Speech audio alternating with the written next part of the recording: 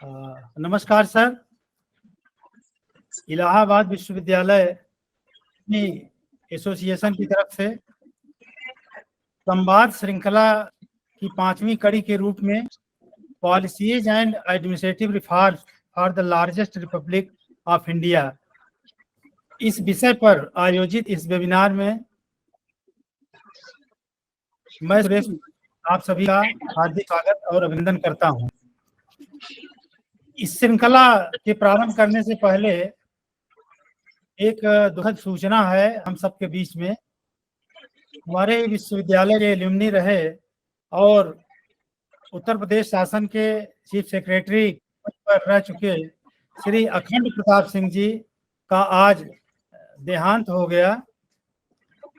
श्री अखंड प्रताप सिंह जी इलाहाबाद विश्वविद्यालय में एसएसएल छात्रावास के अंतेवासी थे और हम लोगों को उनका आशीर्वाद भी प्राप्त था। अपने जीवन के अंतिम समय में वे भवाली में प्रवास कर रहे थे स्वास्थ्य के कारणों को लेकर के। हम लोगों ने उनसे संपर्क किया था और उत्तराखंड में हल्द्वानी में जब डॉक्टर का इनागरल हो रहा था उसमें उन्होंने आने की अपनी कंसेंट भी दिया था, लेकिन स्वास्थ्य कारणों के कारण वो उपस्थित नहीं हो सके। हम सब उन्हें विनम्र श्रद्धांजलि अर्पित करते हैं और इस अवसर पर ओम शांति शांति शांति कहते हुए कुछ क्षण का मौन धारण करेंगे।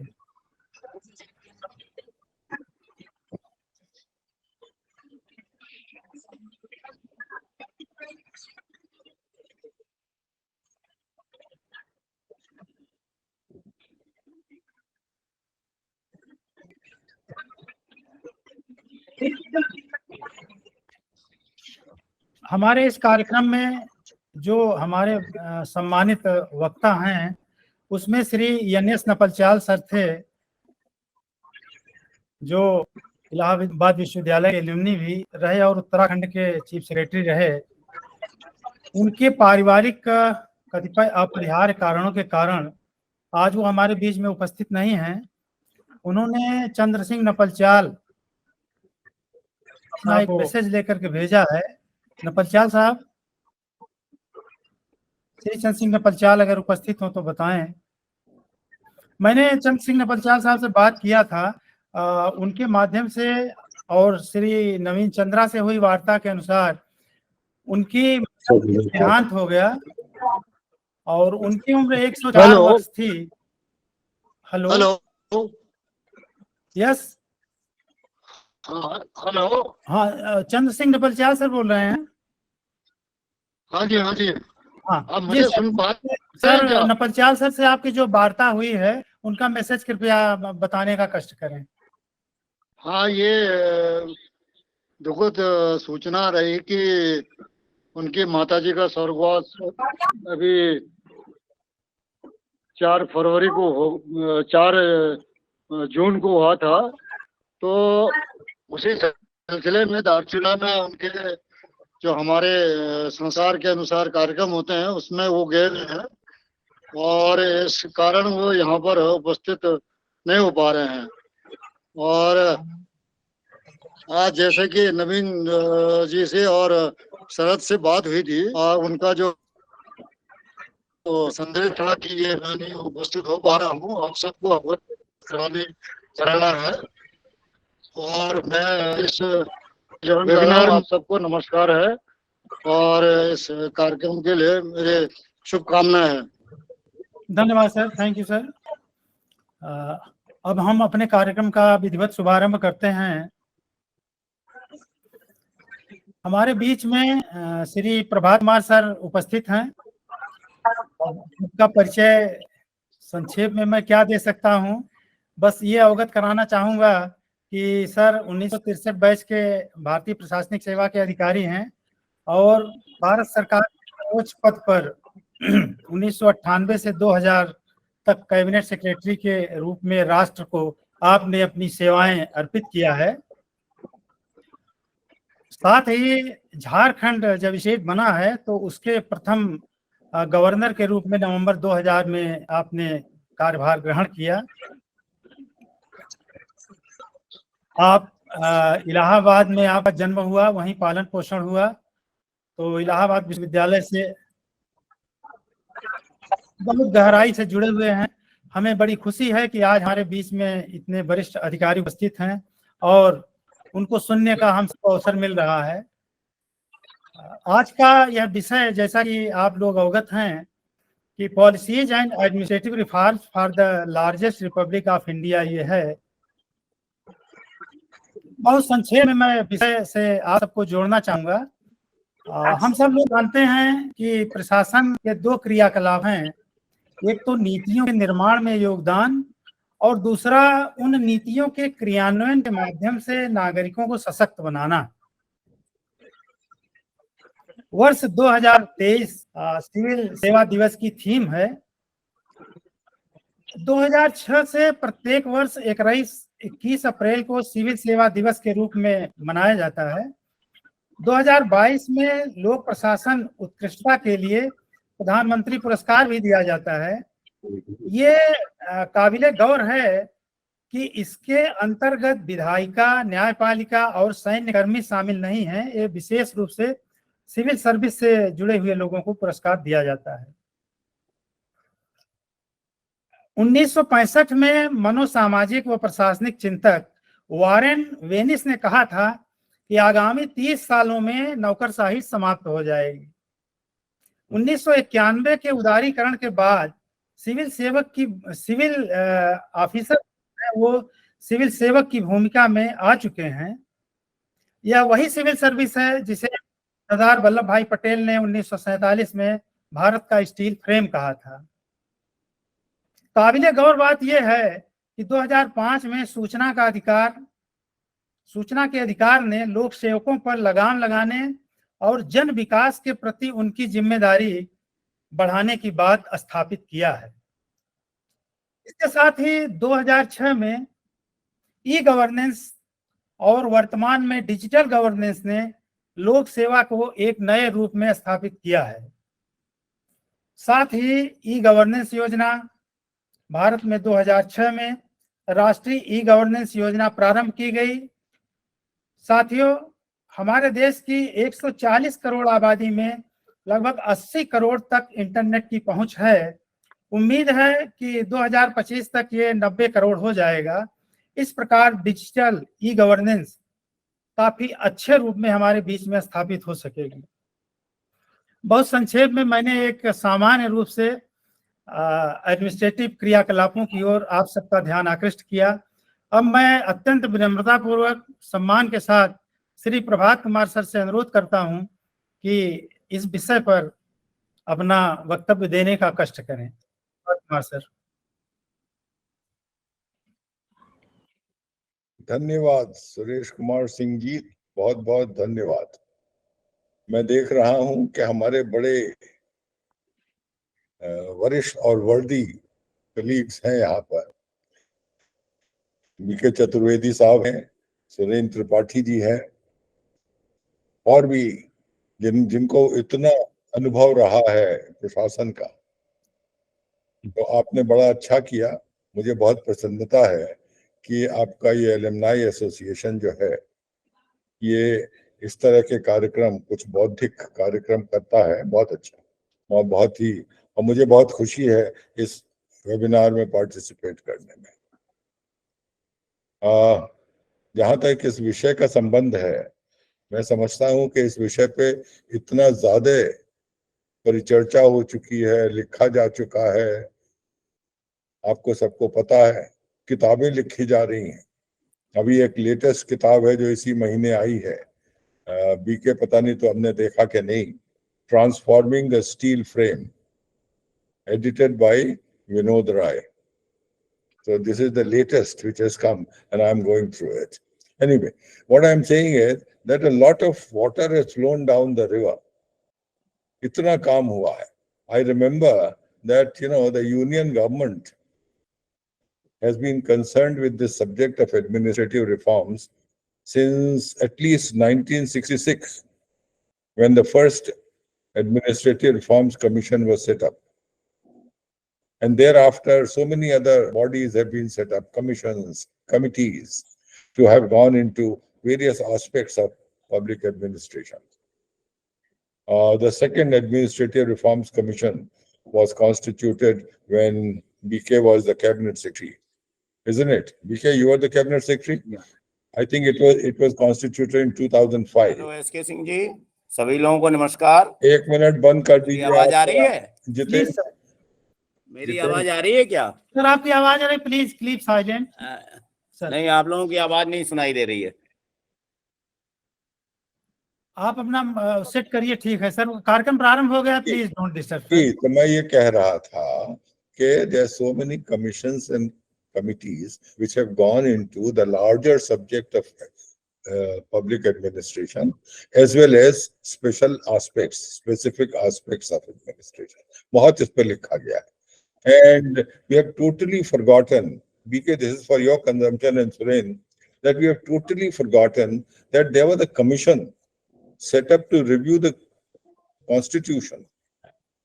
It was headed by Justice Venkatachalaya in 2001, and we have just lost. उसके बारे में कोई बात भी नहीं करता, and they had made path-breaking recommendations in that. Anyway, the short point is that there's so much of it which is already available, and if we really want to do something about administrative reforms, then we just have to revisit the recommendations of all these bodies and see, because I think that most of these recommendations are still relevant, and therefore ये तो सुरेंद्र त्रिपाठी तो जानते हैं, इन्होंने सब देखा होगा, ये तो IIT में देख ही रहे हैं इसको।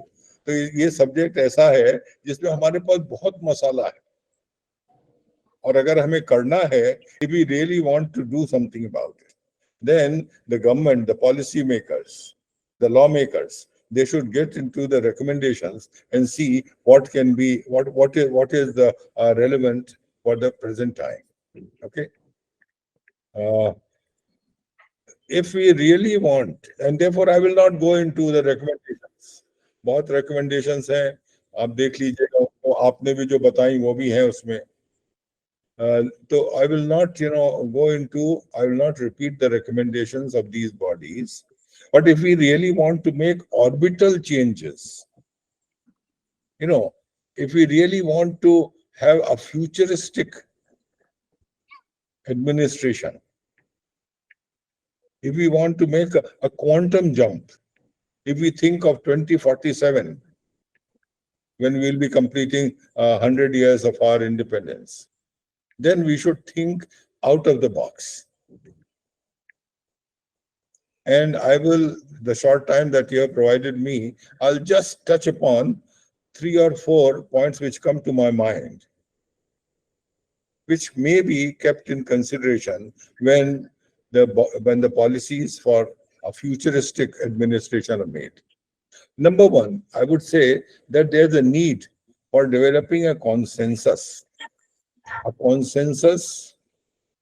on national issues between the political parties and other stakeholders.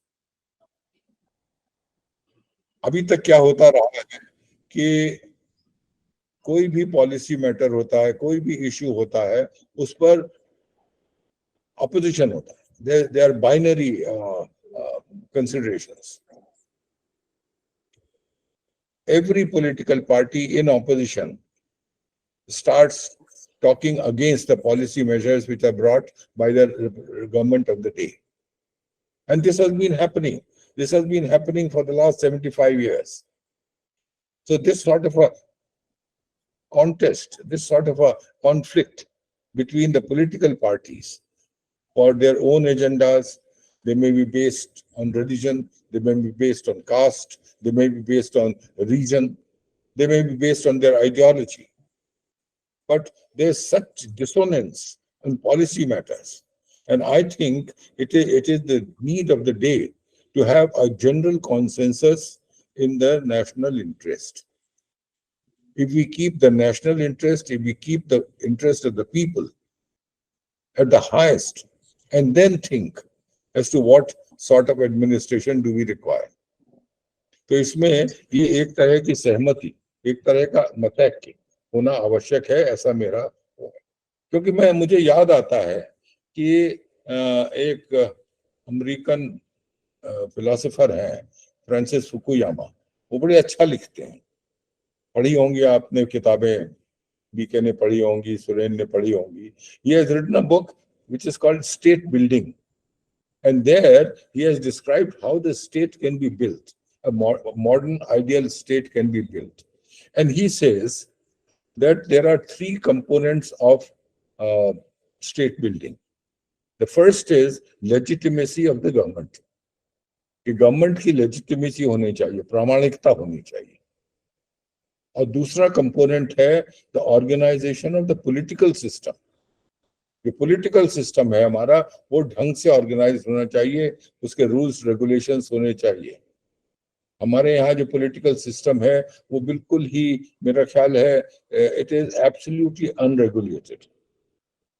The political parties do not have any internal democracy. They don't, their funds are not audited properly. Now all these things, and therefore we need to have proper organization of the political system, because without that I don't think any reform, whether administrative reform or electoral reform, any reform can be really realized. So what my first contention is that there should be a consensus built on national issues. Now, what can be the national issues? Some of the illustrative national issues, I would say, are like electoral reforms is one of the issues. There should be consensus between political parties and other stakeholders, the voters also, the voters' bodies also, on electoral reforms. There should be consensus on internal security and integrity of the nation. I mean, questions are being raised, have been raised over time on issues of national interest, national security. Now, that is also a national issue, and there should be some sort of a consensus among the political parties. Similarly, the right to development, that every citizen has a right to develop, and how it can be brought about, this should also have a consensus. Similarly, population, you have mentioned population, that we are the most populated country in the world today. And their population policy, what should be the population policy? There should be a consensus. So what I'm saying is that an attempt should be made to bring about consensus among various political parties and other stakeholders, the civil society as well, on some identified national issues. This is my first contention. The second contention is that there is a need to raise human capital to the next level.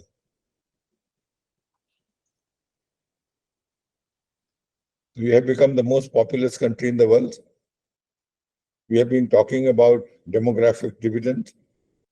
This demographic dividend started in, I think, 2018, if I'm not wrong, when the age distribution became such that the working age people were more than 50% of the total population.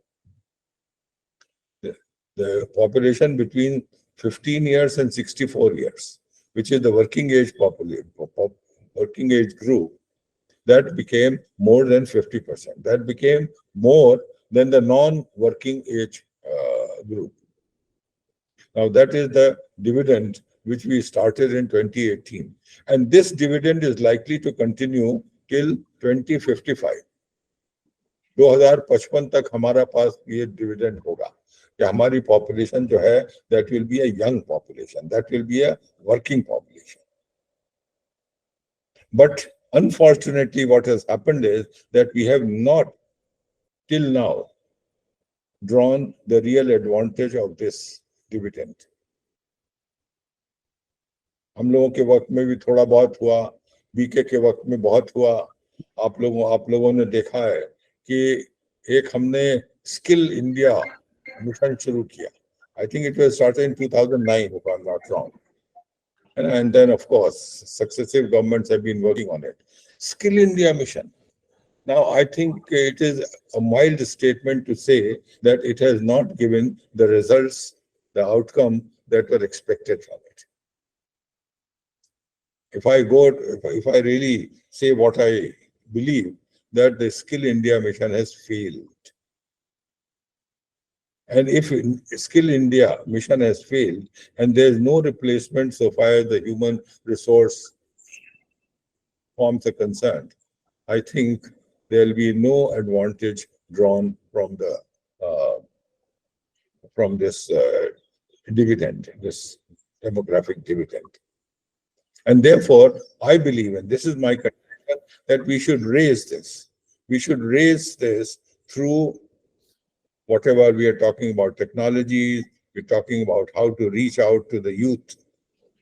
But we must raise this human development to the next level. We should learn from countries like Korea, like Japan and other countries, which have really done so well so far as the quality of manpower is concerned. Now, if we do not improve the quality of manpower, then we should forget about we should forget about being a great power or a superpower. So that is my second contention. My third contention is that our institutions, we have our constitutional institutions, we have our statutory institutions, we have other institutions. There's a need for functional autonomy of all these institutions. This question of institutional independence, institutional autonomy, this has been considered from time to time. And today, I suppose, as we know, that there are issues of, a sort of erosion of this autonomy of various institutions, including some constitutional institutions like the Election Commission of India, the statutory bodies like CBI and ED. And even now they are talking about the RBI, the Reserve Bank of India. So what I'm saying is that this is not new. It has been there through successive governments. But this is a burning question. I mean, police is a case in point. It's an institution of the state government. And look what is happening all over the country. So this point I will emphasize that we need institutional autonomy, which I think, how it can be done, I'm not going into it. I'm just trying to flag some of the things which need to be done. But how they are to be done, I suppose that will need a very long interaction. We'll have to बहुत लंबा सोचना पड़ेगा उसके बारे में कि क्या क्या उसमें मेजर होने चाहिए, कब होने चाहिए, और अगर हम एक टाइम स्पैन बनाते हैं 10 साल का, 20 साल का, 30 साल का, तो उसमें किस तरह उसको हम फिट इन करें. So, and my last short point is that, whatever reforms we make in the administrative system, I believe that if we forget about the ethical conduct of those in government, both the politicians as well as the civil servants, then we should forget about all reforms. Because whatever reform you bring, if the human angle, if the software is not ethical, then perhaps nothing will be really gained. So all these are the 3-4 points that I wanted to mention. We can go into it in detail, but I think, I've taken much of your time. I think, more than 20 minutes. So I stop here. And if there are any comments, I'll be very happy to really talk about them. Thank you. बहुत बहुत धन्यवाद sir. आभार हम व्यक्त करते हैं आपका अपने बहुमूल्य सुझावों के लिए. जैसा कि अभी हम सब लोगों ने देखा कि प्रभात कुमार सर ने हमें ट्रांसफार्मिंग द स्टील फ्रेम, ये Vinod Ravi, if I remember, it is Vinod Rai sir, Vinod Rai की पुस्तक ट्रांसफार्मिंग द स्टील फ्रेम के बारे में हम लोगों को अवगत कराया, और जो विभिन्न प्रशासनिक सुधार आयोग हुए हैं उनके बारे में भी संक्षेप में प्रकाश डाला. साथ ही आपने हमारे देश में जो प्रजातांत्रिक व्यवस्था है उसमें आने वाले वर्षों में, जैसा कि आपने अवगत कराया कि यदि हम आज़ादी के 100 साल की बात करें और 2047 के भारत की कल्पना करें, तो जो सर ने रिकमेंडेशंस दिया, जो आपके विचार हैं, उनको मुख्य रूप से आपने 4 पंक्तियों में 4 इश्यूज में कन्वर्ट किया। एक तो आपने ये बताया कि developing the general consciousness of our national issues, जो हमारे राष्ट्रीय मुद्दे हैं, इन पर हमको एक सामान्य रूप से पूरे देश में एक जनमत बनाना पड़ेगा और उनकी विचारधारा को लेना पड़ेगा, समझना पड़ेगा, जानना पड़ेगा। दूसरा, आपने एक फ्रांसिस राइटर की पुस्तक के बारे में भी अवगत कराया कि एक किसी स्टेट या राज्य का निर्माण कैसे होता है, विशेष रूप से उसमें गवर्नमेंट की प्रामाणिकता और पॉलिटिकल सिस्टम किस तरह से ऑर्गेनाइज होना चाहिए, और प्रत्येक व्यक्ति को राइट टू डेवलपमेंट का अधिकार है, इस पर आपने जोर दिया। दूसरा जो महत्वपूर्ण बिंदु आपने बताया, वो need to human capital to the next level, जो हमारे देश की वर्किंग कैपिटल है, वर्किंग ह्यूमन पॉपुलेशन है, उसको हम कैसे इस्तेमाल करें, कैसे प्रयोग में लाएं, इस बारे में आपने डेमोग्राफिक डिविडेंड के रूप में प्रकाश डाला। और अगला बिंदु जो आपने बहुत ही अच्छे तरीके से, प्रभावी ढंग से जोर दिया, वो ये रहा कि जो हमारी संस्थाएं हैं, हमारे इंस्टीट्यूशंस हैं, इनको फंक्शनल ऑटोनॉमी, इंडिपेंडेंस मिलना चाहिए, चाहे वो आरबीआई हो, चाहे सीबीआई हो, ईडी हो, संवैधानिक संस्थाएं जो हैं, उनको उनका जो दर्जा दिया गया है वो प्रिवेल किया जाना चाहिए। ये सारी बातें एक तरह से निरर्थक साबित होंगी अगर हमारे जो इथिकल कंडक्ट है, जो भी स्टेक होल्डर्स डेमोक्रेसी, अगर उनके अंदर इथिकल कंडक्ट नहीं प्रिवेल करेगा, तो 2047 में 100 साल देश की आज़ादी का जो हम जश्न मनाने जा रहे हैं, तो एक विकसित राष्ट्र की हम कल्पना करते हैं, कदाचित तो संभव नहीं हो सकेगा। बहुत बहुत धन्यवाद सर, आपके आशीर्वाद के लिए और आपके मार्गदर्शन के लिए। अब मैं श्री बीके चतुर्वेदी सर से अनुरोध करूंगा कि वो अपना वक्तव्य दें। श्री बीके चतुर्वेदी सर, आप जो है वो 1966 बैच के आईएएस अधिकारी हैं और कैबिनेट सेक्रेटरी रहे हैं 2004 में। आपने इलाहाबाद विश्वविद्यालय से फिजिक्स में एमएससी किया और मैनचेस्टर यूनिवर्सिटी यूके से पब्लिक एडमिनिस्ट्रेशन का अध्ययन किया। साथ ही MNIT जो मोतीलाल नेहरू इंजीनियरिंग कॉलेज है, वहाँ आपने एज ए प्रोफेसर बच्चों को पढ़ाया भी है। हमें इस बात का फक्र है कि इलाहाबाद विश्वविद्यालय के alumni Shri BK Chaturvedi sir को सिविल सेवा में उनके योगदान के लिए 2010 में नागरिक सम्मान पद्म, इट इज 2010 सर, 2010 में पद्म भूषण सम्मान से नवाजा गया। आप योजना आयोग 13वें वित्त आयोग के सम्मानित सदस्य रहे। अभी 6 बजे से मीटिंग है यहाँ, एसपी साहब आ रहे हैं। आपकी लेखन में भी रुचि है और शतरंज के ऊपर, शतरंज टेक्निक्स के ऊपर, शतरंज गेम टेक्निक्स के ऊपर आपकी पुस्तक है और कौटिल्य के अर्थशास्त्र के ऊपर आपने एक पुस्तक लिखी है। हम श्री बीके चतुर्वेदी सर का इस वक्तव्य में स्वागत करते हैं और आपसे अनुरोध करते हैं सर अपना वक्तव्य दें। धन्यवाद एस.के. सिंह साहब। मैं बहुत वरिष्ठ प्रशासक प्रभात कुमार साहब, बाकी अन्य त्रिपाठी जी, गुप्ता जी, अन्य नवीन जी और बहुत सारे अन्य हमारे अधिकारी मौजूद हैं। तो एक मुझसे अनुरोध किया गया था कि 2 शब्द इलाहाबाद विश्वविद्यालय के बारे में भी कहें, जबकि मैं था। तो मैं यही कहना चाहूँगा कि 1962 में मैंने अपना MSc किया था और बहुत सारे उस समय 2 चीज़ें उस समय खास थी। एक तो बहुत सारे लोग उड़ीसा से आया करते थे और उनमें सीताकांत महापात्रा जी को अवार्ड मिला राइटिंग के लिए। प्यारीमोहन महापात्रा नवीन चंद्र पटनायक जी के खास रहे और एक तरह से वो माने जाते थे कि किंग मेकर हैं। बहुत सारे, राजकिशोर भुजबल चीफ सेक्रेटरी थे उड़ीसा के, नील माधव महंती यूनिडो के मैनेजिंग डायरेक्टर रहे, चेयरमैन रहे, बहुत अच्छे अच्छे अधिकारी उस समय थे। और मुझे याद है कि जब जिस साल मैंने IAS में आया, हमारे यहाँ पर लगभग 40 अधिकारी इलाहाबाद से थे।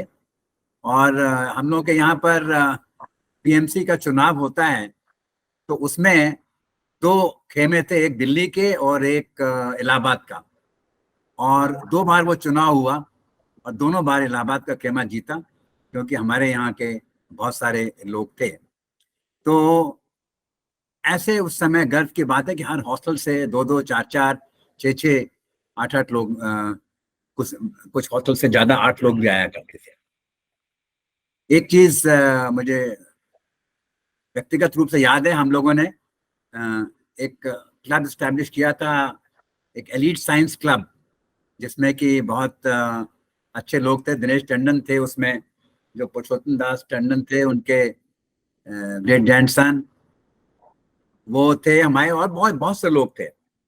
और वो एलीट साइंस क्लब में मुझे याद है हम लोगों ने प्रारंभ में, जब मैं BSc पार्ट 2 में था, हम लोगों ने शुरू किया था। वो 15 साल तक चला, 15-20 साल तक चला वो।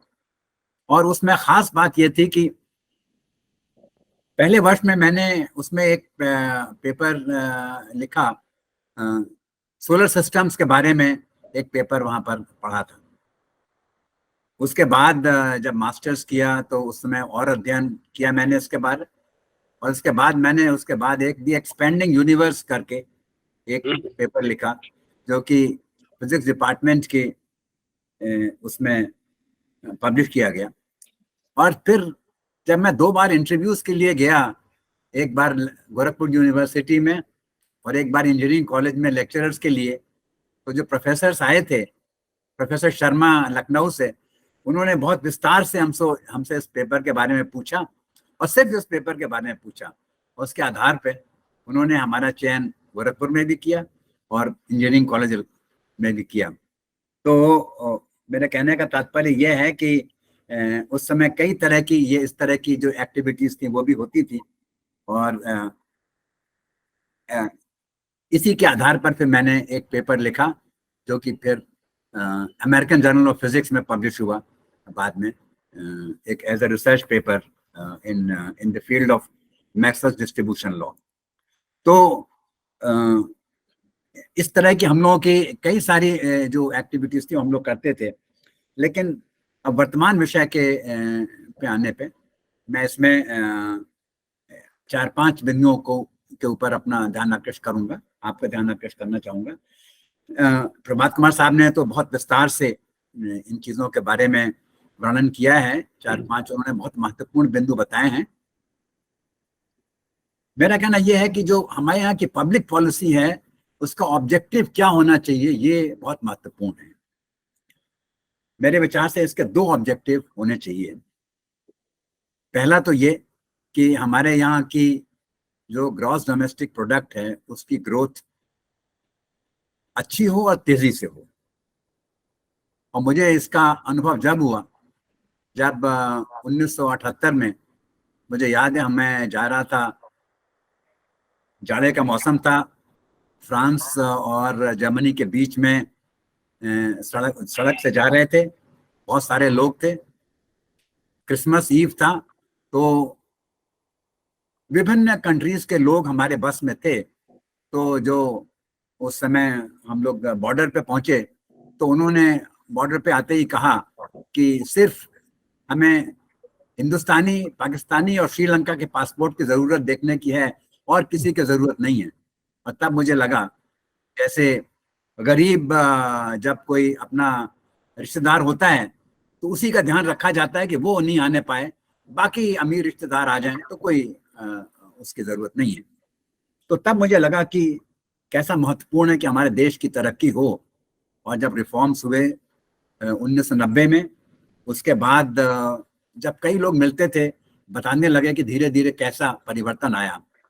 और 2000 में Y2K हुआ, और उसके बाद हिंदुस्तानी जो बहुत सारे टेक थे वो डिफरेंट मुल्कों में गए। तो उसके बाद एक नई दृष्टि से लोग हमको देखने लगे। तो ये बहुत महत्वपूर्ण है। इस दृष्टि से हम लोग तरक्की कर रहे हैं, इसमें और तरक्की करने की ज़रूरत है। हम लोग अभी विश्व के परचेजिंग प्राइस पैरिटी के हिसाब से तीसरे नंबर पर हैं अमेरिका और चीन के बाद, लेकिन कोशिश होनी चाहिए कि पहले नंबर पर हम लोग हों और इसके विषय में सबसे ज़्यादा चीज़ होनी चाहिए क्योंकि इससे हमारे लोगों की बहबूदी होगी। लेकिन ये बहबूदी जब भी कारगर होगी जबकि इसमें हम लोगों का, सामान्य लोगों का भी पार्टिसिपेशन हो। तो दो एक महत्वपूर्ण हमारे इकोनॉमिस्ट हैं प्रोफेसर अमर्त्य सेन और उनके साथ मार्था नुसबाम, दोनों ने कहा है कि इसमें जब तक साधारण व्यक्ति का पार्टिसिपेशन नहीं होगा, और उसके लिए ज़रूरी ये है कि हेल्थ और एजुकेशन इसके लिए उनको मिले जिससे कि उनमें कैपेबिलिटी हो। तो कैपेबिलिटी डेवलपमेंट की बहुत ज़रूरत है, इसके ऊपर उन्होंने बहुत विस्तार से दिया।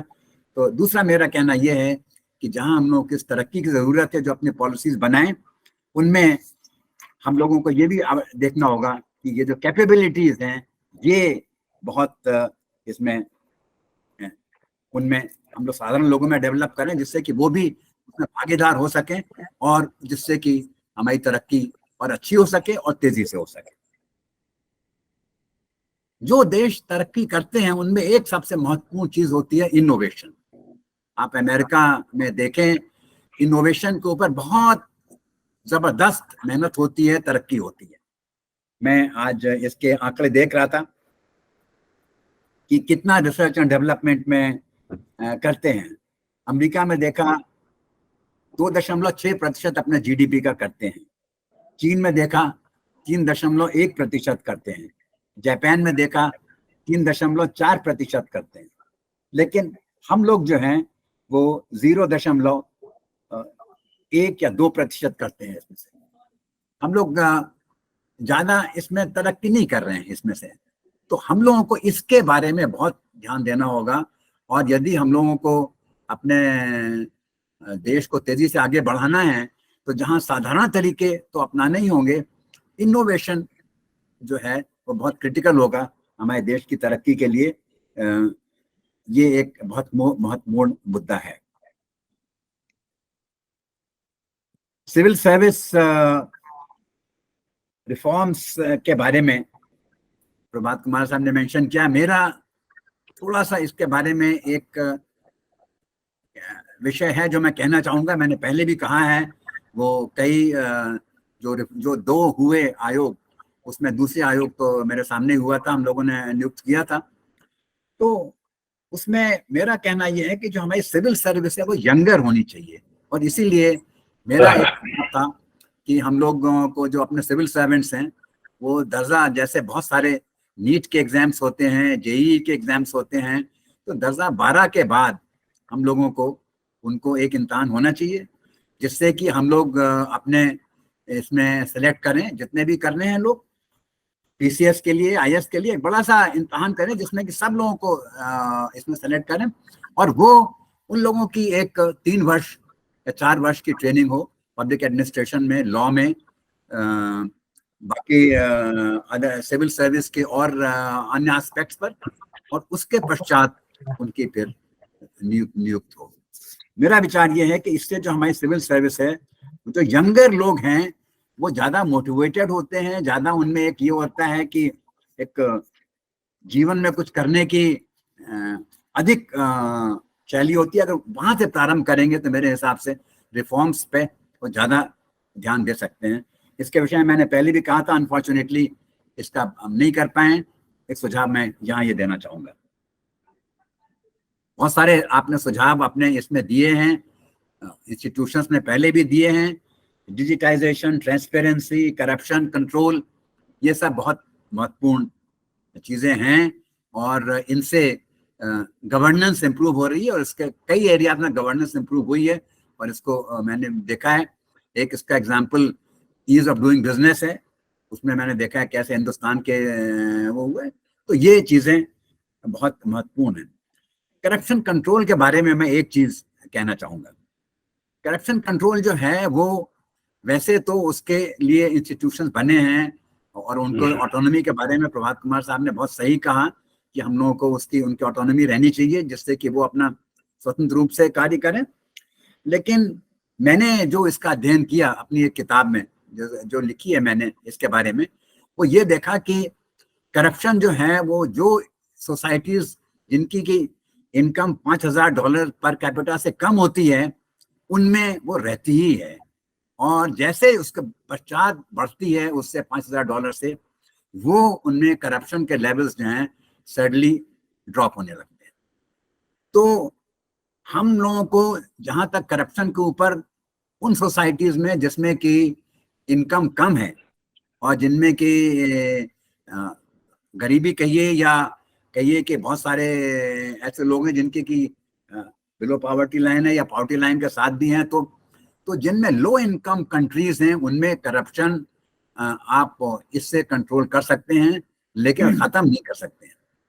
इसका मैंने उदाहरण देखा, अभी मैं देख रहा था 2005 से लेकर के और 2000 अभी मैंने 2023 तक देखा, ट्रांसपेरेंसी इंटरनेशनल है वो देखती है, उस समय भी हमारी रैंक 85 थी, अभी भी रैंक 85 है।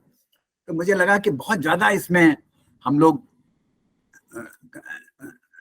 तरक्की अगर करनी है तो हमें फोकस करना होगा, जो कि मेरा प्रथम बिंदु था कि अपनी इनकम बढ़ानी होगी हम लोगों को, और अगर हमारी इनकम बढ़ेगी तो हम लोग ऐसे धीरे धीरे हमारे इंस्टीट्यूशंस भी ज्यादा अच्छे होंगे।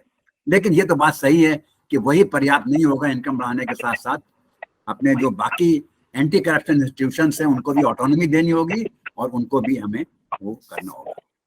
अंत में मैं एक बिंदु के बारे से कह के खत्म करना चाहता हूँ, वो है रिफॉर्म शिक्षा के विषय में। बहुत सारे इंस्टीट्यूशंस को जो मैं देखता हूँ और इधर की तरफ पिछले 8-10 वर्षों में आप सब लोगों ने भी देखे होंगे जो प्रथम की रिपोर्ट्स आती हैं, उन सब को देख के बहुत तकलीफ होती है कि जो हमारे लर्निंग लेवल्स हैं वो बहुत पुअर हैं, खासकर प्राइमरी लेवल्स पर।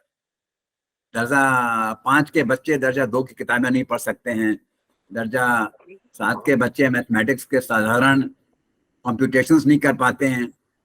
कुछ वर्ष पहले इधर की तरफ तो मैंने नहीं पता, OECD ने एक स्टडी की थी मैथमेटिक्स और साइंस के बारे में, और उन्होंने सारे कंट्रीज लिए थे, करीब 60-70 कंट्रीज थे।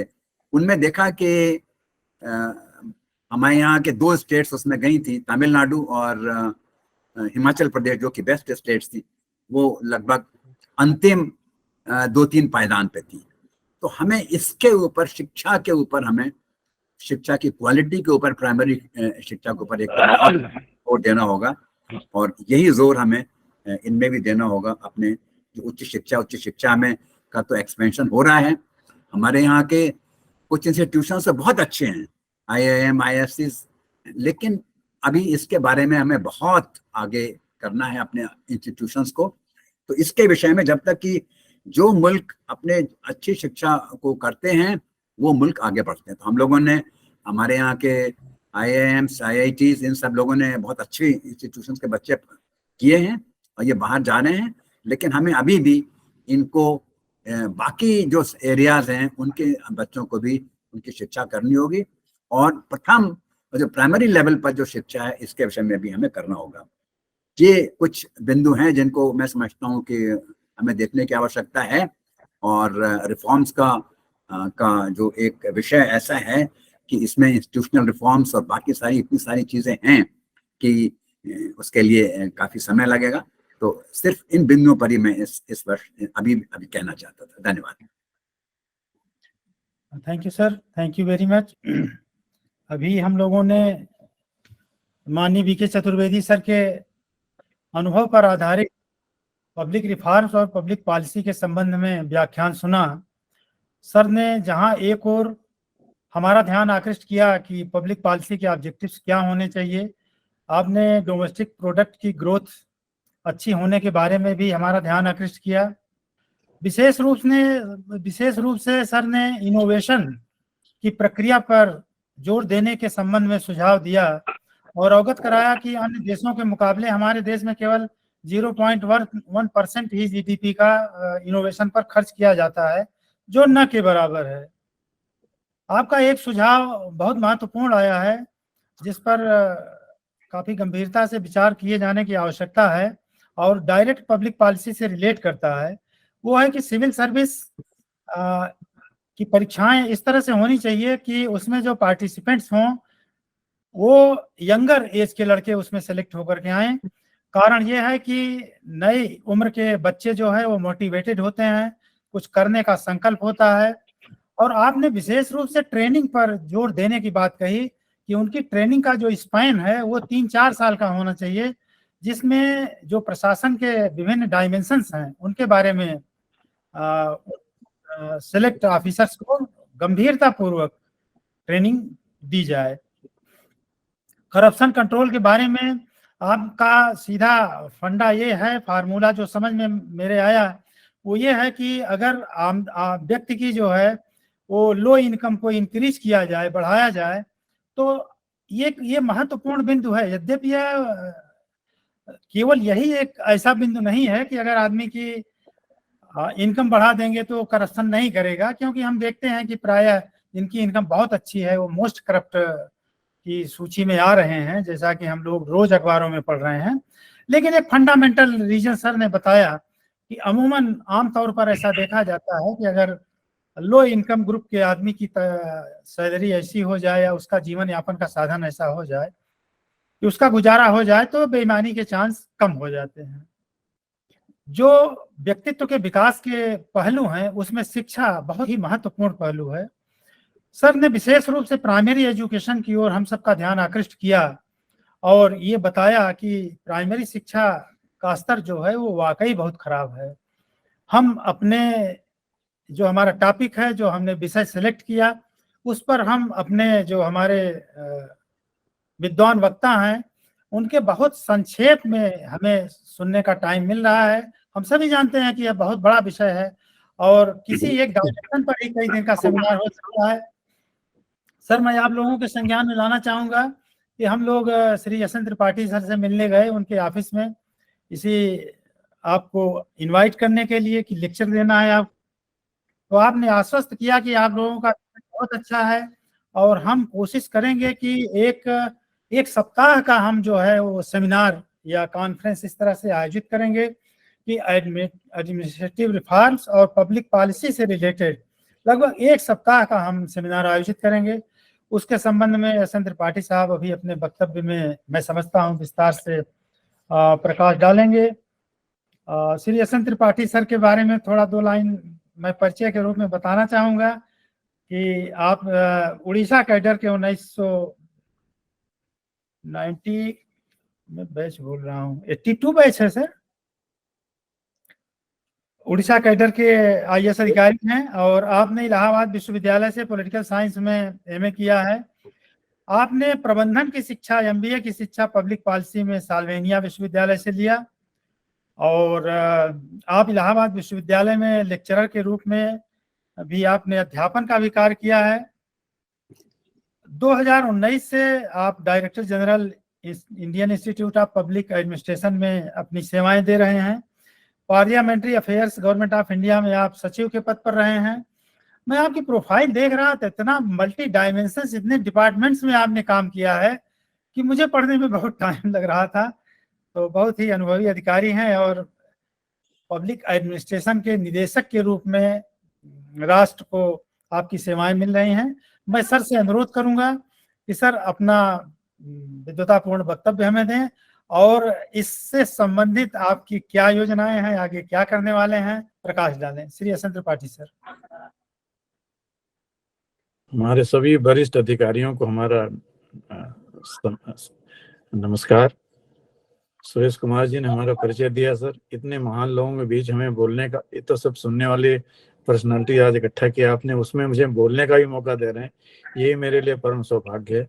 मैं सर इलाहाबाद यूनिवर्सिटी में 77 से 82 तक रहा, चूँकि BA MA करने में उन दिनों 3-3 साल लगते थे, इसलिए मैंने 85 में MA कंप्लीट, 84 में MA कंप्लीट किया और 85 से मैं उड़ीसा कैडर में हूँ सर, जैसा बताया गया है। मुझे गर्व में डायमंड जुबली हॉस्टल में से रहता था, रूम नंबर 70 रात में रहा, वहीं से मैंने 6 साल रहा। हमारे चारों भाई वहीं इलाहाबाद यूनिवर्सिटी से किए, मेरा छोटा भाई एमएन तिवारी आईपीएस है यूटी कैडर में। तो we are grateful to Allahabad university sir. हम आज जो कुछ भी इलाहाबाद यूनिवर्सिटी के नाते हैं, वरना हम लोग एक गांव के परिवार से आते हैं। और आज की तारीख में तो लोग अपनी गरीबी का बड़ा बखान करते हैं, मैं वो नहीं करूँगा, लेकिन मैं जरूर कहूँगा अगर इलाहाबाद नहीं होता तो हम लोग वहाँ नहीं होते जहाँ आज हमको भगवान ने दिया हुआ है। और हमेशा वरिष्ठ लोगों को जिनको कि हम अखबार में सुनते हैं, जिनसे देखने का मौका नहीं मिलता, प्रभात कुमार सर और बीके चतुर्वेदी सर, इन लोगों की छत्र छाया हमने जो कुछ भी सीखा, मैं उसी के विषय में 2 मिनट कहूंगा सर। रही बात है कि मैं रिपीट नहीं करना चाहूंगा, सो दैट जो दर्शक हमारे हैं, जो श्रोता हैं, they should get some more perspective of what the current thinking of the state and government is all about. I am one of those who believe that policy and administration reform is not only needed, it has become urgent. In fact, this is time for third administrative reform commission. Sooner the better. Sir, I am one of those who believe that future of work, future of workplace, and future of workers, all three are changing rather continuously. If we don't take care of it, we will be committing a mistake of not preparing our social capital, which will be future ready, and not taking advantage of new education policy, which will make India at the factory of manpower supplier of the world. Product supplying, services supplying, we are already taking a lead, but we can also become manpower supplier. Even yoga teachers are hungry, can absorb 400 yoga teachers. When I was studying my MBA in public policy in Slovenia University, Hungary wanted to recruit 400 yoga teachers from India. At that time, our yoga teachers were not knowing English, so they lost the recruitment test.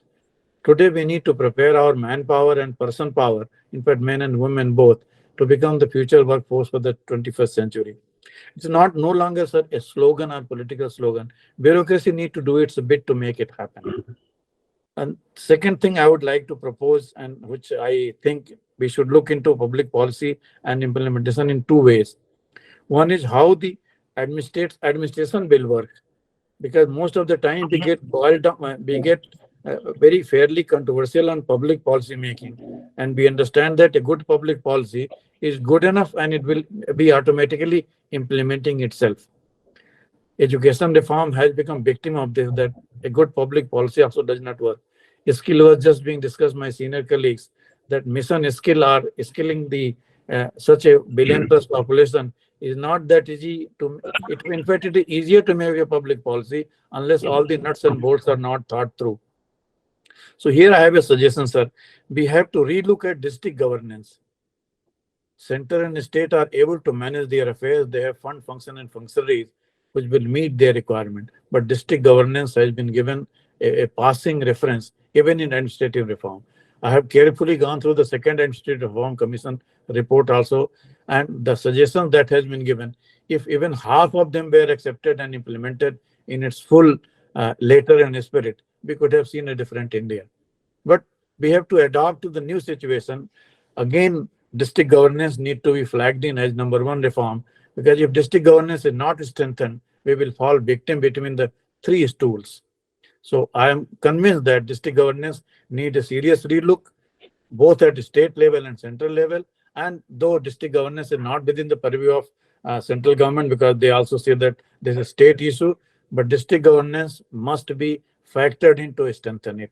I have reason to believe that, sir, PMs are very effective, CMs are equally effective, even DM is very effective. Till we had judicial power, that was taken away much earlier. Police powers were taken much later. Now even police magistrate, police commissionerate have put a death nail on the district administration. Now there are 2, 3, or 5 centers of power, even in one district. Whom citizen will report? Who will be the arbiter of truth? Who will arbitrate between the silos of different government? So we need a relook at the district administration. Second thing, sir, district administration was given a relook by 73rd and 74th Amendment to the Constitution of India.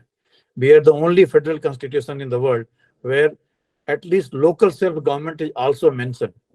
But sir, we diluted it. Earlier, we wanted to develop local self-government in place of local authorities. But the 73rd, 74th Amendment diluted that. It said institutions of self-government, and 29 matters were referred to them, not subject.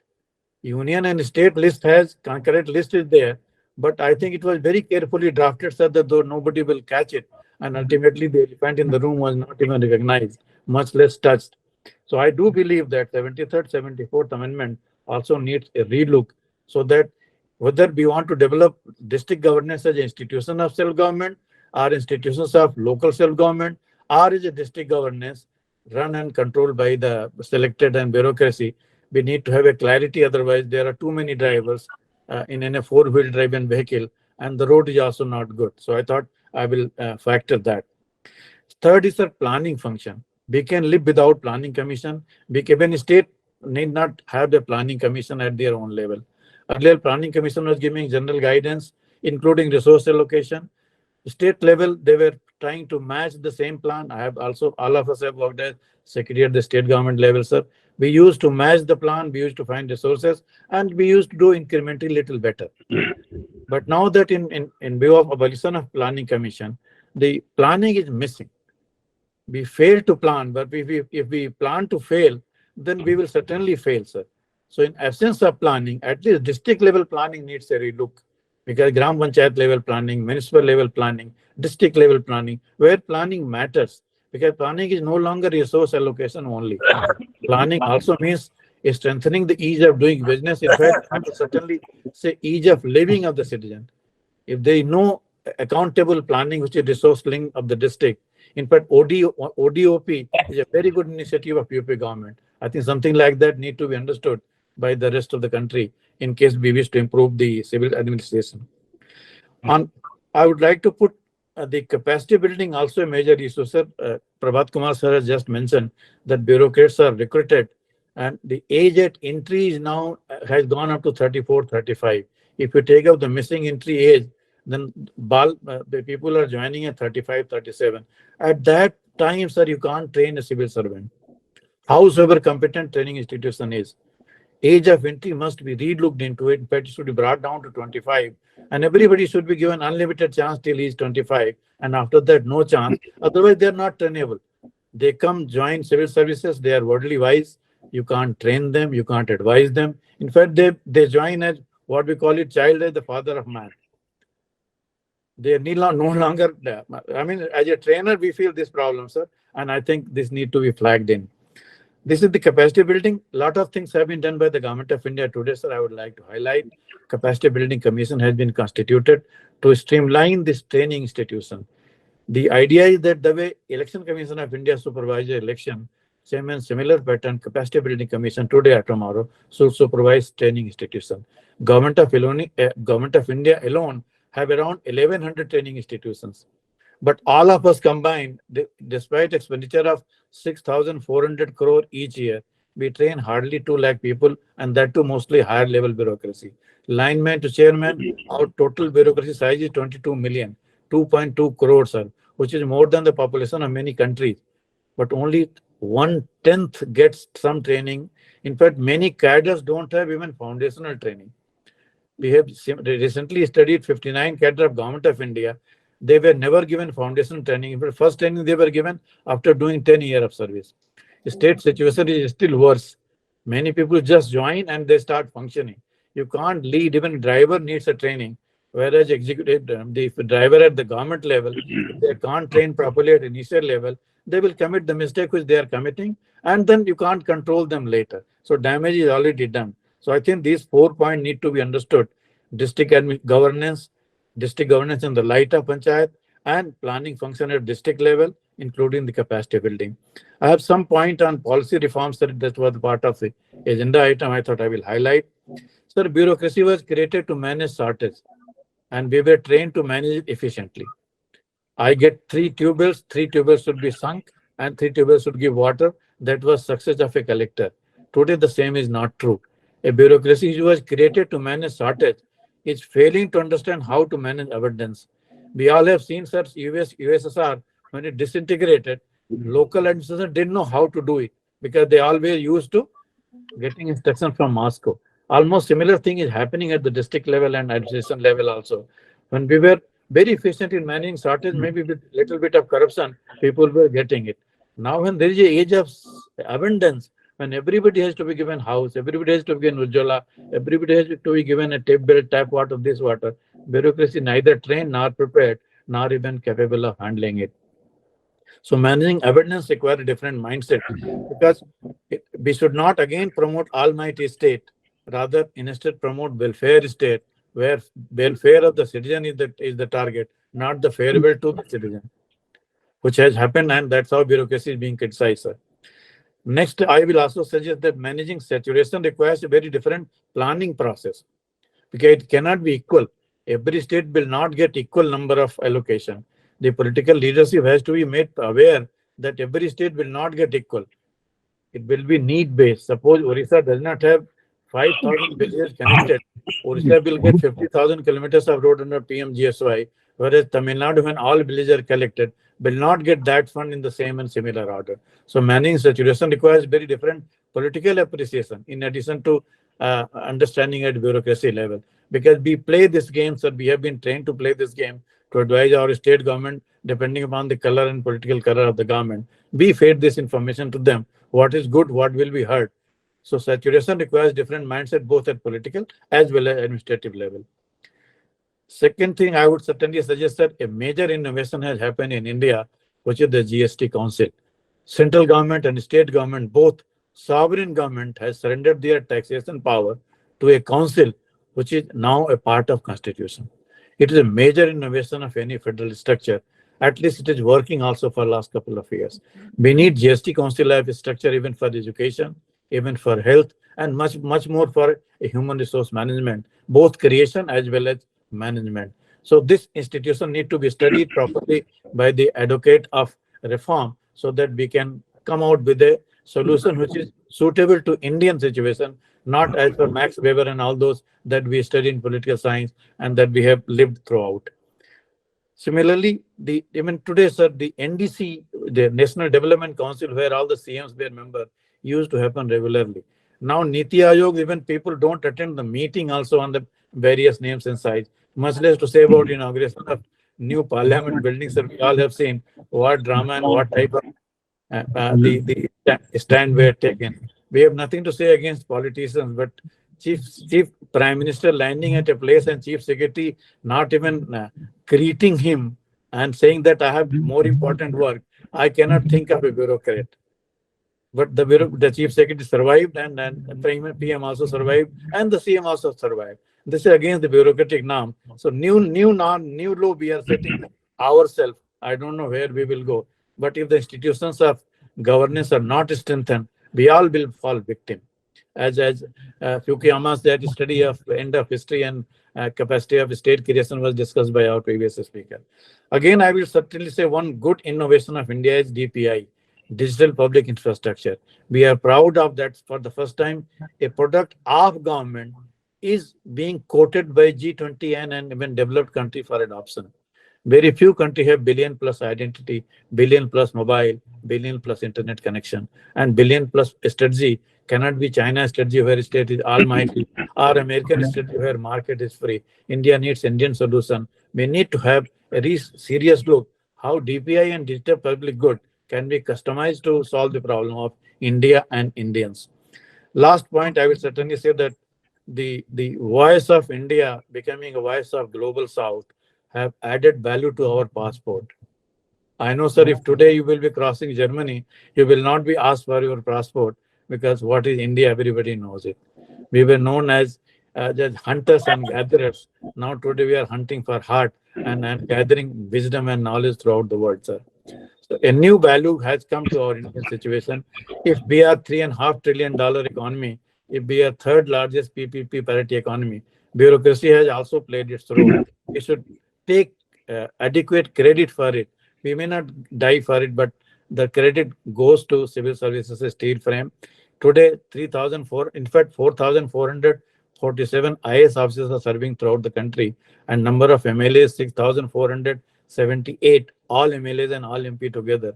These 10,000 people are blamed for sunset to sunrise. The time has come to apportion the blame based on our number than our capacity to distort or otherwise build this great nation. I'm happy that I got a chance to speak in front of the stalwarts of bureaucracy, and I must thank Suresh Kumar ji that whatever IAP need to do, whatever as a student of Allahabad University I can do, it will be simply my privilege. I need direction from people like Prabhat Kumar and Chaturvedi sir. I don't need a request. Any request will be virtually an order for me.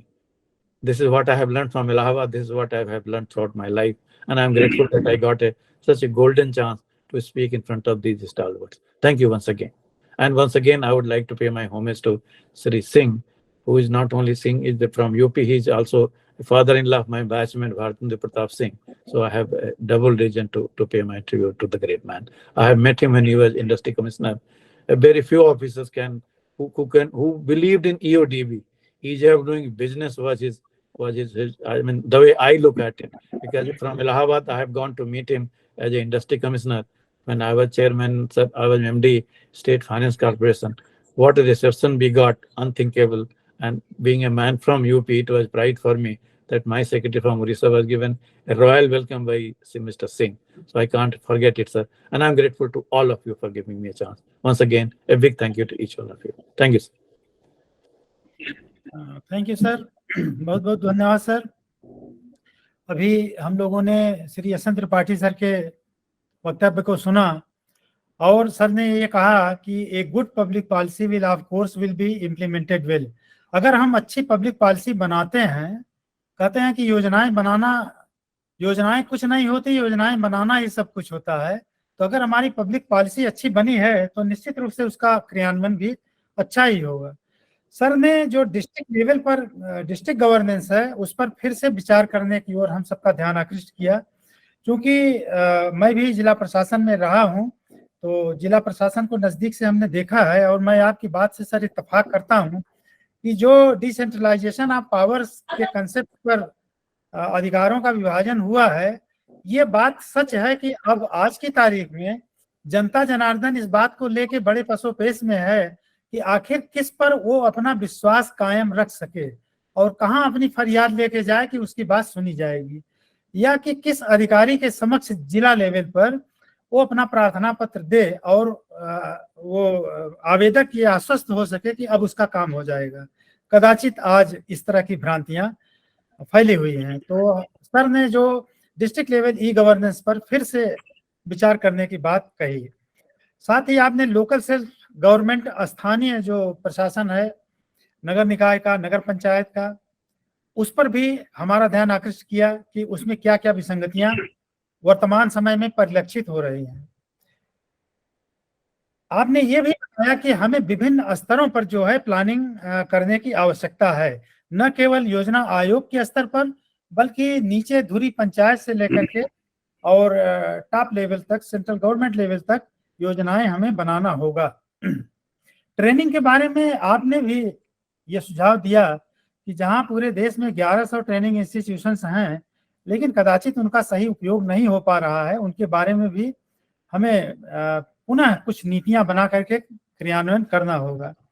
अपने वक्तव्य के दूसरे चरण में sir ने policy reforms के बारे में प्रकाश डाला, जिसमें विशेष रूप से GST, national development of council, NITI Aayog आदि के बारे में अत्यंत विद्वतापूर्ण अपना व्याख्यान दिया। आपकी लास्ट में जो आपने बात कही, लास्ट बट नॉट लीस्ट, कि इंडिया नीड्स इंडियन सॉल्यूशंस, हमें जो भारत की नीतियां हैं उनका भारतीयता के आधार पर सॉल्यूशन देने से संबंधित नीतियों को बनाना पड़ेगा। बहुत बहुत धन्यवाद सर, हम आपका आभार व्यक्त करते हैं। और हमारे जो है लास्ट बट नॉट लीस्ट वक्ता के रूप में श्री जयशंकर गुप्ता जी हैं, जो पत्रकारिता के जगत से आते हैं, मीडिया वर्ड से आते हैं। श्री जयशंकर गुप्ता जी आजमगढ़ के रहने वाले हैं और आपने बीए की शिक्षा इविंग क्रिश्चियन कॉलेज से प्राप्त किया। 1979 में 1979 में काशी हिंदू विश्वविद्यालय से आपने पत्रकारिता में डिग्री प्राप्त किया। आप एक वरिष्ठ पत्रकार हैं और अभी हाल में ही आपको भारतीय प्रेस परिषद का नामित किया गया है। 38 वर्षों की सक्रिय पत्रकारिता का आपका जीवन रहा है। विभिन्न टीवी चैनल्स में गंभीर मुद्दों पर डिबेट में आपको प्रायः देखा जा सकता है। संयुक्त राष्ट्र संघ में ह्यूमन ट्रैफिकिंग और जेंडर इशू पर वे विशेष रूप से उठाते रहे हैं। राज्यसभा की मीडिया सलाहकार समिति के सदस्य हैं। तमाम प्रमुख अखबारों एवं पत्रिकाओं में महत्वपूर्ण पदों पर कार्य का आपका अनुभव रहा है। हम आपका स्वागत करते हैं और आपसे अनुरोध करते हैं कि आपने इस वक्तव्य की श्रृंखला में हमारे साथ बहुत देर से शुरू से ही उपस्थित रहे हैं। आपसे मैं चाहूंगा कि आप इसका समअप करें और अपना वक्तव्य दिए। धन्यवाद। जी बहुत बहुत धन्यवाद सुरेश जी। जिस वेबिनार में प्रभात कुमार जी हों, बालकृष्ण चतुर्वेदी जी हों, ऐसे तमाम लोग हों, उनके सामने कुछ कह पाना बहुत ही थोड़ा सा अजीब सा लग रहा है। मतलब थोड़ा मैं हिला सा हूँ कि क्या मैं बोल सकता हूँ। मैं चतुर्वेदी जी को याद, पता नहीं, अगर मेरी याददाश्त सही हो तो हमारे आजमगढ़ में आप जिलाधिकारी थे 1973-74 में, तो हमारी छोटी से हल्की सी मुलाकात थी वहाँ। और इलाहाबाद से आपने जैसे कहा कि इविन क्रिश्चियन कॉलेज से हमने पढ़ाई की। पढ़ाई तो दरअसल हमने कॉलेज या यूनिवर्सिटी से नहीं की, बल्कि जेल से की, क्योंकि इलाहाबाद यूनिवर्सिटी में इविन क्रिश्चियन कॉलेज में मेरा दाखिला हुआ था, लेकिन उसी के बाद तुरंत इमरजेंसी लग गई थी और हम आजमगढ़ जेल के सुपुर्द कर दिए गए थे। तो अधिकतर समय तो हमारा आजमगढ़ जेल में निकला और उसके बाद फिर इलाहाबाद भी आए तो भूमिगत हो गए। भूमिगत आंदोलन में इमरजेंसी के खिलाफ काम करते थे, उसी में परीक्षा भी देते थे। तो पढ़ाई लिखाई तो मेरी इसी तरह से ऐसे हुई है। और हमारे मददगारों में चतुर्वेदी जी के पिताजी भी थे, हम कह सकते हैं, जयकृष्ण चतुर्वेदी जी बहुत बुजुर्ग थे, लेकिन हमको महीने 10 रुपये जरूर देते थे। उस समय का 10 रुपया बहुत बड़ा होता था। तो ऐसे लोगों के साथ उठ करके बैठ करके तो हमने थोड़ी बहुत जो सीखा है, पढ़ा है, वही है। और अब देखिए, सवाल है कि बहुत अच्छी अच्छी बातें कही गई हैं प्रशासनिक सुधार के बारे में और ये लोक प्रशासन के बारे में। तो मैं थोड़ा सा दूसरा पक्ष उसके साथ रखना चाहूँगा और अपने जितने हमारे वरिष्ठ लोग रहे, वरिष्ठ नौकरशाह लोग रहे हैं, उनसे भी थोड़ा जानना चाहता हूँ मैं कि बातें तो बहुत होती रही हैं, प्रशासनिक सुधार की बातें रही हैं। प्रशासनिक सुधार आयोग पहला बना मुरारजी भाई के अध्यक्षता में बना। जब वो डिप्टी प्राइम मिनिस्टर हो गए तो हनुमंतैया साहब उसके अध्यक्ष हो गए थे। उसने भी अपनी बहुत अच्छी अच्छी रिपोर्ट्स दी थी। फिर वीरप्पा मोइली साहब की अध्यक्षता में बना, 2005 में बना, उसने भी बहुत अच्छी अच्छी रिपोर्टें दी, सिफारिशें हुई, जैसा अभी त्रिपाठी जी भी बता रहे थे। लेकिन उसमें अमल कितने पे हुआ? अमल तो हमको लगता है जो तत्कालीन सत्ता जो रही है उसके लिए जो भी सुविधाजनक बातें रही हैं, अनुकूल जो बातें रही हैं, उस पर तो उसको थोड़ा बहुत उन्होंने किया, लेकिन बाकी तो सब नजरअंदाज कर दिया गया। और एक जो बात समझ में आती है, मेरे सवाल उठता है मेरे मन में बार बार कि जब 1970 के शुरुआती दशक में इंदिरा गांधी जी जब प्रधानमंत्री थी, उस समय एक बात चली थी कमिटेड ब्यूरोक्रेसी की। और नॉट ओनली कमिटेड ब्यूरोक्रेसी की, कमिटेड जुडिशरी की बात हुई थी।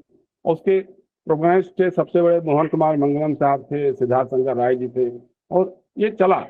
कैबिनेट सिस्टम को धीरे धीरे डायल्यूट किया गया और सब कुछ जो है वो एक सफदरजंग रोड या एक अकबर रोड से, प्रधानमंत्री निवास से ही या प्रधानमंत्री कार्यालय से ही जो है सब कुछ डील होने लगा था। कमोबेश वही हालत आज भी है, आज भी दिखाई दे रही है कि आज कैबिनेट प्रणाली को लगभग घटक बनाने की कोशिश की जा रही है और पीएमओ ही सब कुछ हो गया है। मतलब छोटे से लेकर के बड़े फैसले जो भी होंगे वो पीएमओ से जब तक क्लियर होकर के नहीं आएंगे तब तक उस पर कोई अमल नहीं होगा, लागू नहीं होगा। मगर आप आश्चर्य की बात है कि हमारे देश में नोटबंदी लागू हो गई, हमारे वित्त मंत्री को भी पता नहीं था। तो ये इस तरह की जो जटिलताएं रही, इस तरह की रही है। राइट टू इंफॉर्मेशन लागू हुआ, बहुत अच्छी बात है, लेकिन उसको भी धीरे धीरे इतना डायल्यूट किया गया, अब उसके दायरे से बड़े बड़े लोगों को बाहर कर दिया गया, उसको इतना जटिल बना दिया गया कि आप सवाल करते रहिए, आप क्वेरी करते रहिए, आपको जवाब मिलेगा ही नहीं। और मैं छोटा सा उदाहरण दे रहा हूँ। मैं यहाँ दिल्ली में गाजीपुर के इलाके में रहता हूँ, पूर्वी दिल्ली के इलाके में रहता हूँ। हमने एक क्वेरी भेजी थी डीडीए के पास में। डीडीए ईस्ट दिल्ली को जवाब देना था, जवाब दिया साउथ दिल्ली के डीडीए ने, और साउथ दिल्ली के डीडीए ने कह दिया, उसके विभाग ने कह दिया कि नहीं, हमारे पास तो ऐसी कोई बात ही नहीं है। अब सवाल हो रहा है ईस्ट दिल्ली के बारे में और जवाब मिल रहा है साउथ दिल्ली के बारे में, तो फिर वहाँ एग्जिस्टेंस कहाँ से होगा? तो इस तरह का लगातार कुछ न कुछ ऐसा होता रहता है कि उसको भी एक तरह से निष्फल करने की कोशिश की जा रही है। और दूसरा, इसी तरह से जो है, अभी बात हो रही थी करप्शन के बारे में, बात हो रही थी कि कैसे करप्शन पर रोक लगेगी।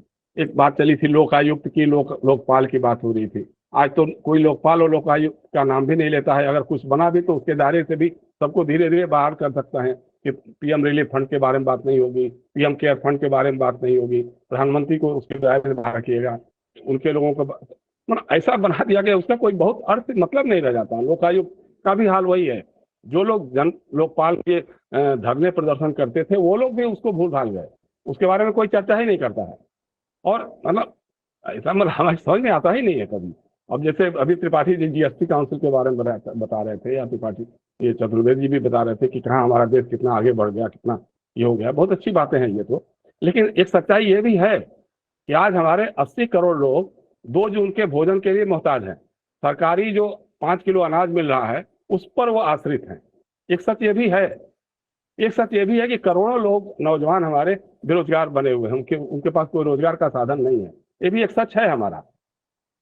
दूसरी तरफ है कि अब जुडिशरी में जो देखा, नौकरशाही में जो देखा जा रहा है, जिस तरह की बातें आ रही हैं,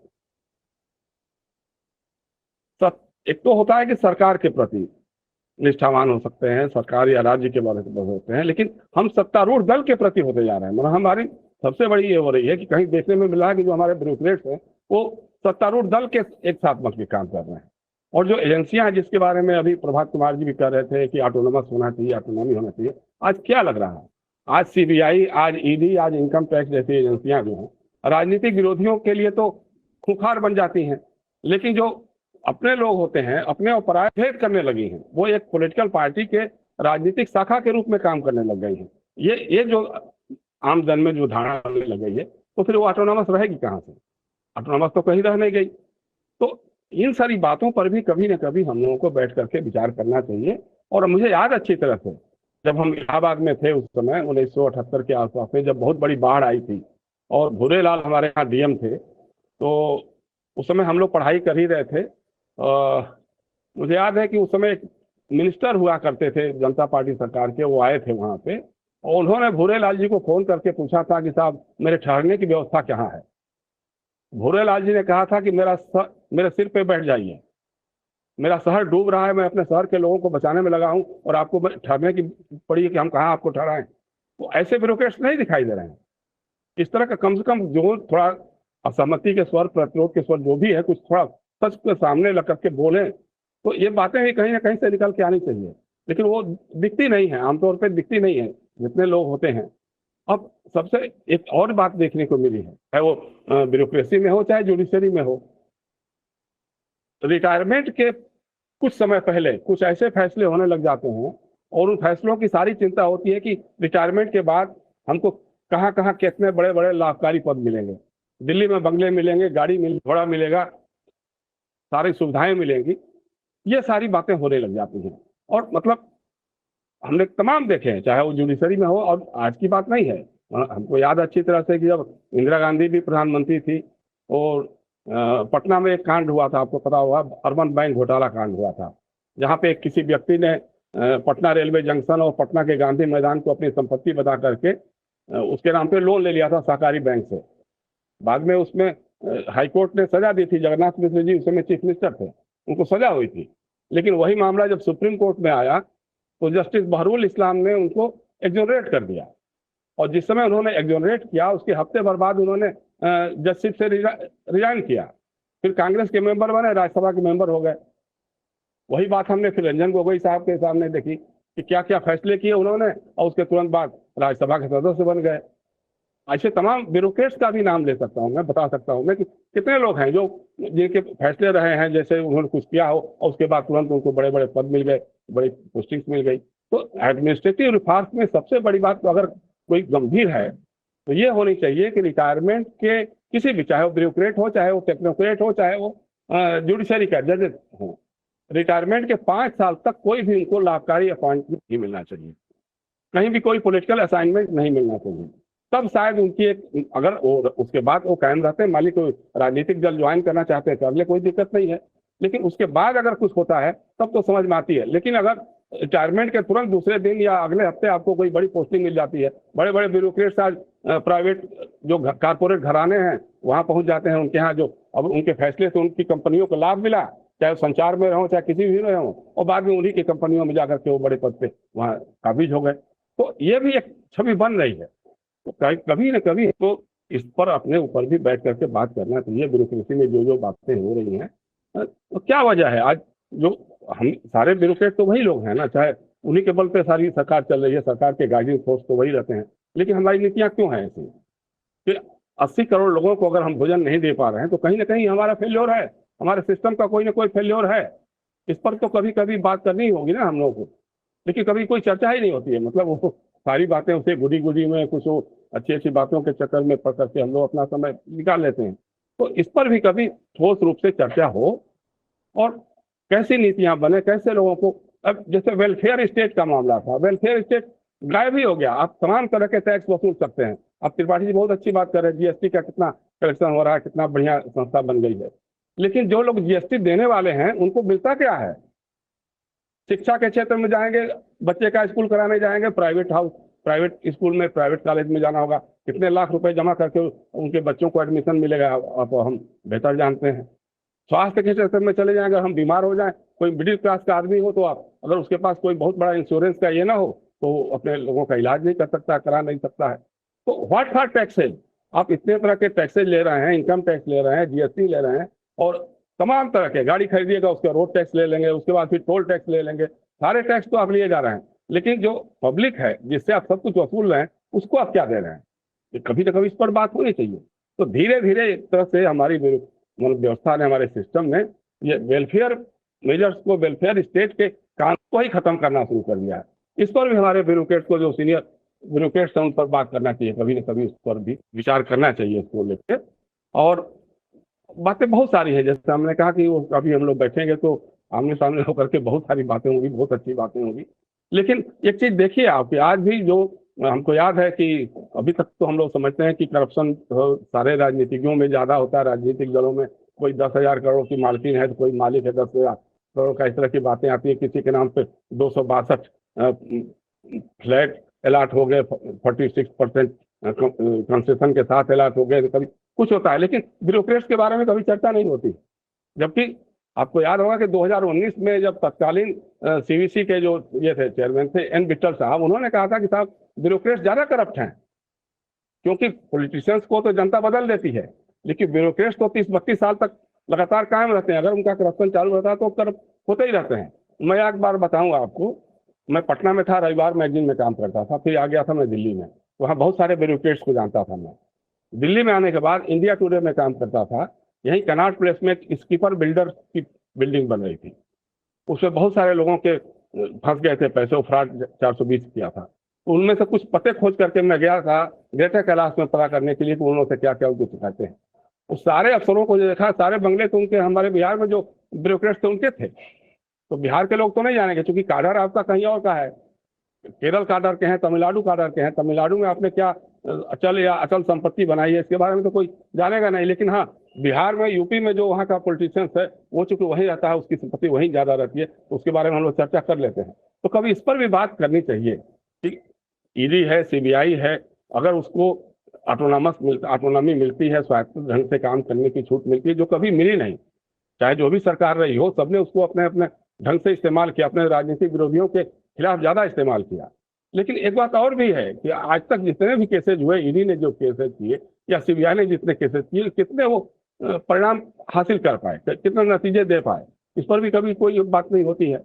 जहाँ ये तो सुनाई देता है कि फला को उन्होंने रेड किया, उनके घर से इतना अकूत खजाना मिला, 2,000 रुपए की गड्डियां मिली, 500 की गड्डियां मिली, गिनने में कितने दिन लग गए, कितनी मशीनें लग गई, लेकिन उनका हुआ क्या?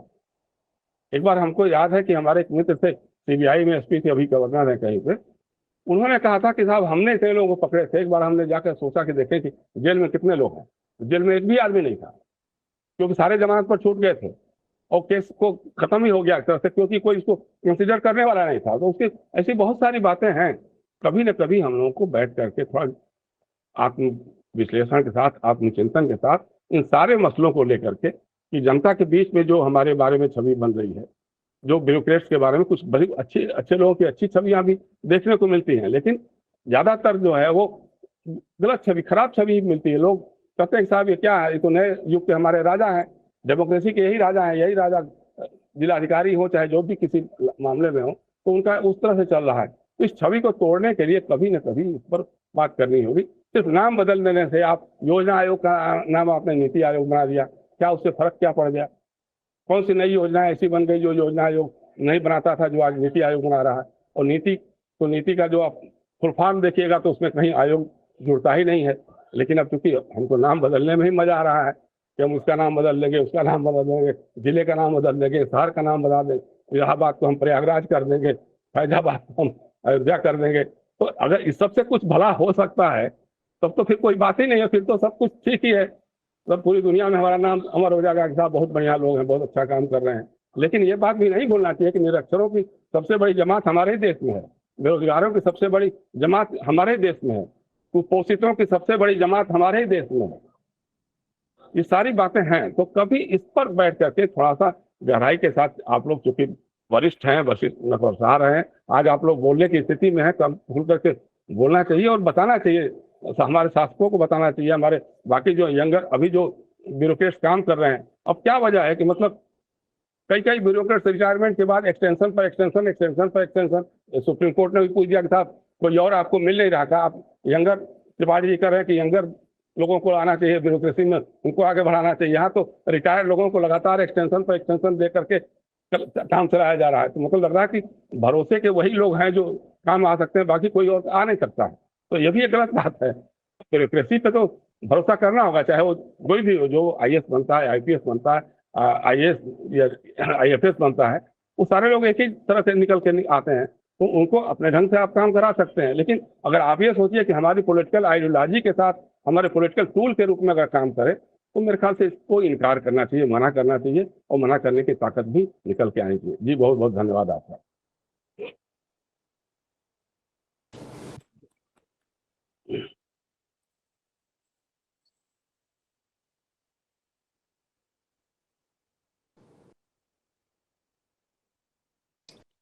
सिंह साहब सुनाई नहीं पड़ रहा सुरेश जी, ये नॉट ऑडिबल। हाँ,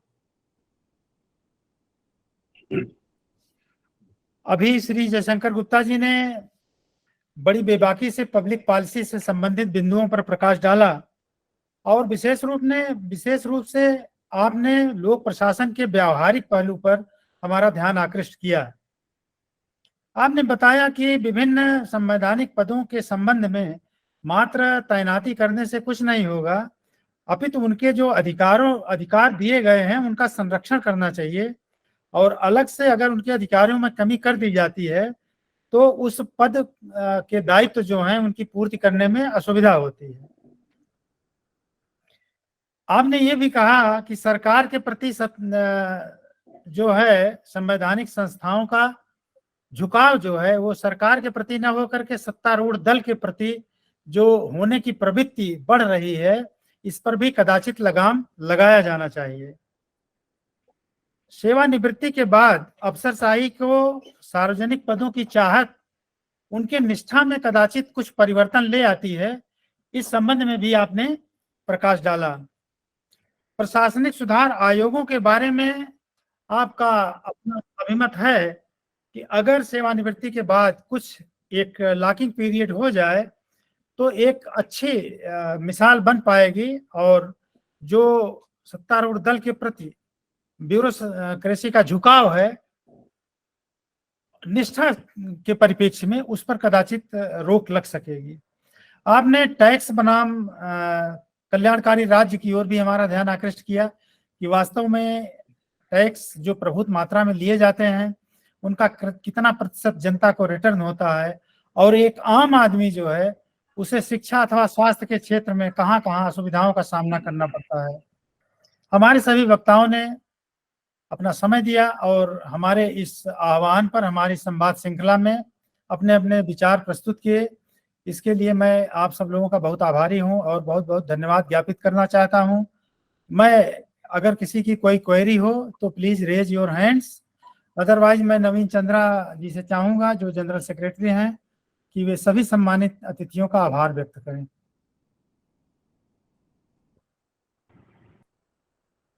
जयदीप शर्मा और मिस्टर DK ने हैंड रेज किए थे। सर राजेश जी का। हाँ जयदीप बोलिए। सर मेरा क्वेश्चन त्रिपाठी सर से था। त्रिपाठी सर, ये जो डिस्ट्रिक्ट लेवल एडमिनिस्ट्रेशन है, मैंने लिखा भी है सर, मैसेज में भी डाला है, district level administration sir ease of doing business को बढ़ाने के लिए हम लोग बैंकर और डिस्ट्रिक्ट एडमिनिस्ट्रेशन में कैसे कोऑर्डिनेशन को इम्प्रूव करें जिससे कि ease of doing business district level पे।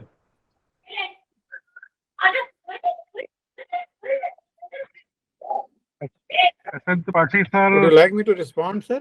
All the questions sir, can sir, come please. from anyone. Singh Sahab, Suresh Kumar ji, should I respond now? Yes sir, please. जो आपने बताया कि डिस्ट्रिक्ट क्रेडिट प्लान बनती है, I don't know how it is done in UP, but Orissa में जब बनती थी district credit plan used to be presided over by the district magistrate, जिसमें all bankers are member, all the institutions which lend credit, both agriculture and non-agriculture, they are members, and credit plan of a district is prepared. Based on that credit plan, required departments used to sponsor applications and implement the schemes of the government. Like agriculture department will promote Kisan Credit Card, MSME department will promote PMEGP, and so on and so forth. So that's how district credit plan is done, and bankers can become partners in this growth process. Instead of becoming a फूफा जी, हमको तो किसी ने पूछा ही नहीं, ऐसा नहीं है. All of us are part of this good governance. It is not only 5,000 IAS officers and 6,000 MPs and MLA that rule, govern, and are responsible for the state. Each one of us has to involve ourselves, including Patrakar sir, Jaishankar Saab. I think he will. I need not remind it. Thank you sir. Thank you. Sir. Thank you sir. Thank you very much sir.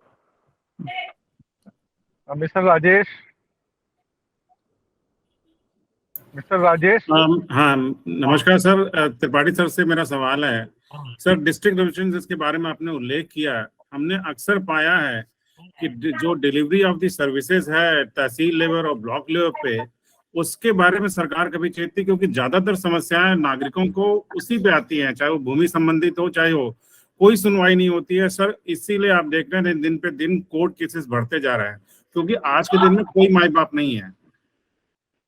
तो इसके बारे में कुछ विचार sir आपका? बहुत सारे विचार हैं, बहुत सारे विचार के लिए एक नया सत्र चाहिए।